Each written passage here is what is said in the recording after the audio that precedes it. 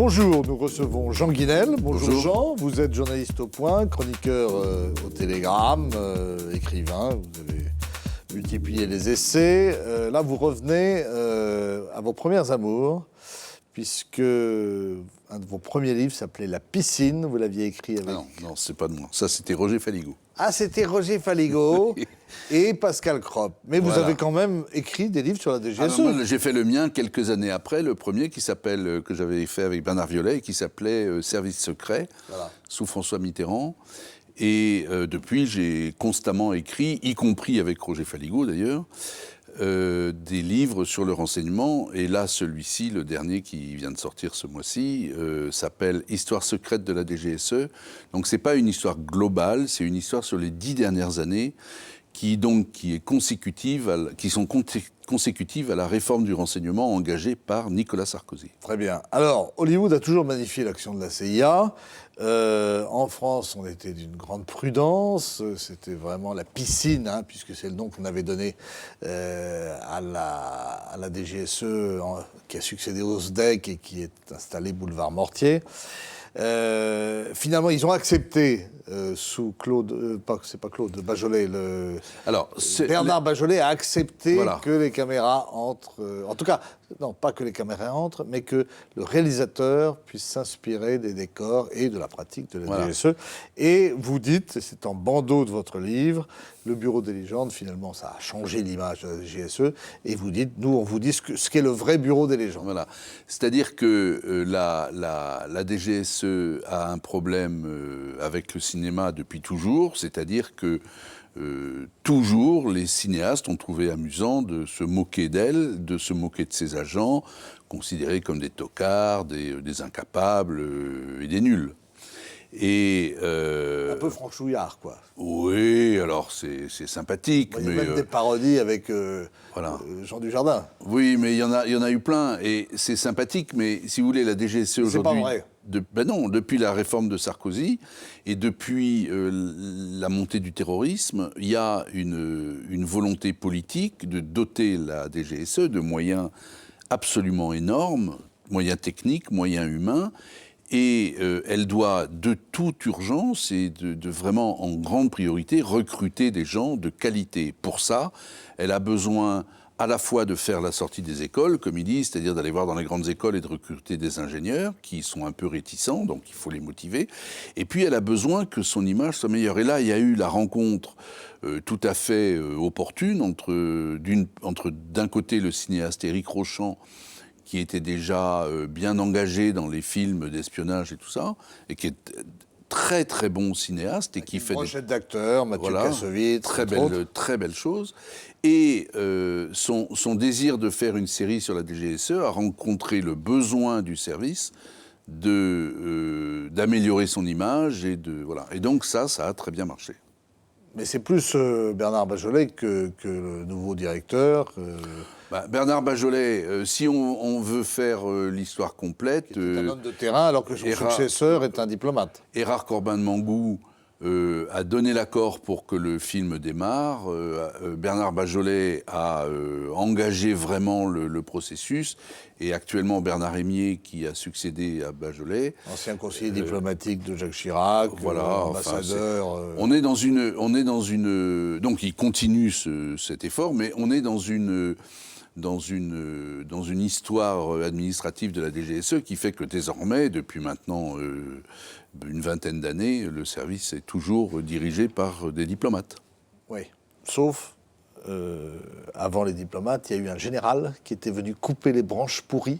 Ah oui, alors ça fait longtemps. C'était au moment de l'affaire du Rainbow Warrior.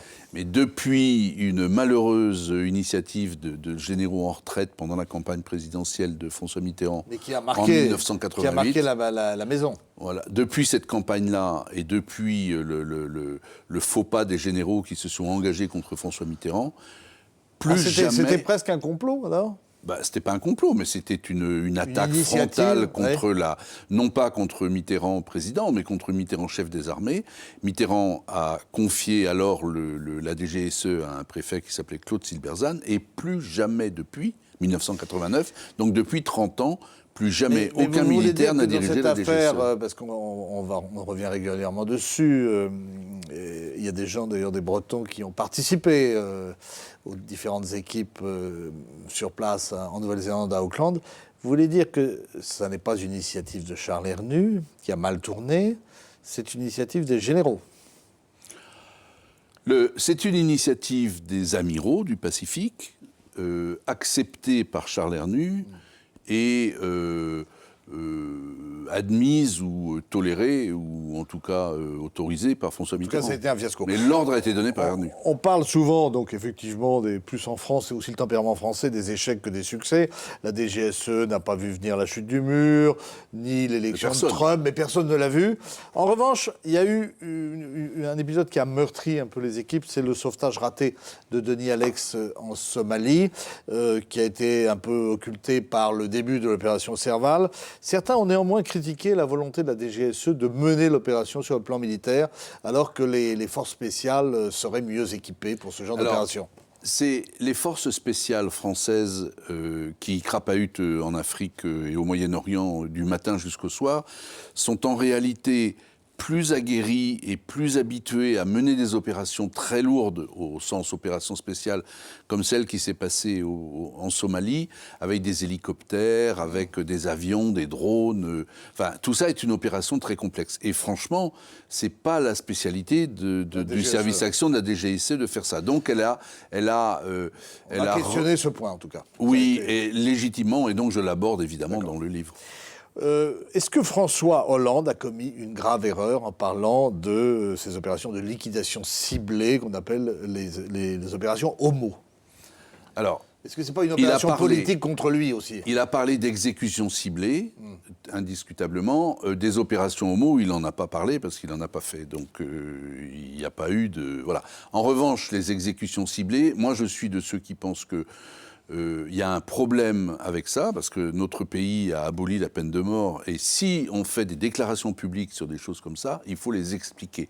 Or, lui n'a rien expliqué. On le sait tous, il s'est quand même fait un peu piéger par des journalistes, et il n'a pas donné les explications suffisantes. Résultat, oui, c'est une bévue, il n'aurait jamais dû parler de ça dans ces conditions. Autre question, à l'heure où on parle de l'arrivée de soldats russes en Libye, ou d'instructeurs russes, est-ce qu'on peut indéfiniment avoir deux fers au feu, c'est-à-dire la DGSE qui soutient le maréchal Haftar, qui tient la moitié, terrible maréchal Haftar, qui tient la moitié du pays, Est, et le Quai d'Orsay, qui soutient le président légitimement élu, M. Sarraj, avec Jean-Yves Le Drian, un peu schizophrène au début, puisque le ministre de la Défense était le meilleur ami d'Haftar, qui est un protégé de Sicile, l'Égyptien. Puis maintenant, il a quand même il a mis la pédale douce. Oui, mais si vous voulez, la France n'a qu'une parole. Donc celle-ci, là, en l'occurrence, dans cet espace libyen, la situation est totalement incompréhensible. C'est-à-dire que le maréchal Haftar n'est pas ni un démocrate, ni un... Je veux dire, c'est quelqu'un qui met son pays en coupe réglée, qui récupère de l'argent, qui fait du racket. Enfin, il y a des rapports absolument terribles. Et d'un autre côté, il y a M. Sarraj qui est soutenu par la communauté internationale. Donc, la DGSE soutient, ou au moins a longtemps soutenu militairement Haftar, au point de laisser traîner ses missiles sur le terrain. Ils ont eu un accident d'hélicoptère aussi. Accident d'hélicoptère, accident d'avion, voilà. Et puis, d'un autre côté, le commandement des opérations spéciales et la direction du renseignement militaire sont présents à côté du Premier ministre reconnu par la communauté internationale. Lecture incompréhensible, absence totale d'explication. Donc à clarifier. Oui, à clarifier avant qu'un pépin arrive. Est-ce que la DGSE est beaucoup plus présente dans nos anciennes colonies, notamment en Afrique noire, mais aussi en Afrique du Nord? À un moment donné, on avait dit qu'il y avait un agent de la DGSE qui s'était introduit dans l'entourage du roi Mohamed VI. Je ne sais pas si c'est vrai ou pas. Est-ce qu'elle est plus active, ou au Liban, où là, on n'a pas colonisé, mais il y a eu un mandat français? Est-ce qu'on est très actif dans ces pays-là par rapport à d'autres, comme l'Asie ou d'autres continents La DGSE est active. Moins influents. La DGSE est active dans ces zones d'influence traditionnelles, c'est-à-dire qui s'est hérité de l'histoire. Le Moyen-Orient, notamment Liban, Syrie, mais en Iran, elle n'est pas mauvaise non plus. Et puis en Afrique. C'est-à-dire que là, c'est vraiment mais on dirait c'est le terrain de jeu des espions, des diplomates, des hommes d'affaires, tout le savoir-faire français en matière géopolitique est concentré dans ces zones-là, et la DGSE est vraiment très très impliquée là-bas, et elle connaît bien ce qui s'y passe. Est-ce qu'elle s'est suffisamment modernisée, puisqu'aujourd'hui la menace elle est liée aux intrusions chinoises, russes, il y a énormément de hackers, etc. Vous aviez même écrit dans Telegram que l'Élysée avait été hacké à une certaine période. Est-ce qu'on est au point maintenant? Parce qu'on avait un peu de retard dans le cyberespace. Alors, les moyens techniques attribués à la DGSE sont de plus en plus considérables, armés par des hommes et par des femmes de plus en plus nombreux, mais l'obligation de moyens n'entraîne pas nécessairement des résultats exceptionnels. Ça, les résultats, on ne les connaît pas. Il y a un homme qui connaît en France les résultats de ce travail, c'est le président de la République, puisque tout l'appareil de sécurité dans notre État très très régalien, avec un très présidentiel, tout aboutit au chef de l'État. Donc c'est lui qui pourrait répondre à la question, est-ce que le service de renseignement extérieur est efficace? Il n'y a plus de problème entre le ministère de la Défense et la DGSE, comme du temps de Le Drian avec Bajolet, qui ne se supportait guère? Alors, il y a eu une, c'est très français, très gaulois, hein. Il y a eu une querelle de chefs essentiellement entre le directeur de cabinet de Jean-Yves Le Drian, qui s'appelle Cédric Lewandowski, Jean-Yves Le Drian aussi un peu, et pour dire très simplement, la tutelle administrative de la DGSE est attribuée au ministère de la Défense, au ministre de la Défense. Il faut dire que et le chef de la DGSE, lui, prétend ne rapporter qu'au président de la République. D'autant plus qu'il le connaissait très bien, François Hollande. En plus, mais je crois que ça s'est rasséréné, et que quand on regarde les choses avec du recul, comme je peux le faire dans un livre, on s'aperçoit que finalement c'est assez anecdotique. Et puis le président Macron est assez susceptible, on l'a vu avec le général de Villiers.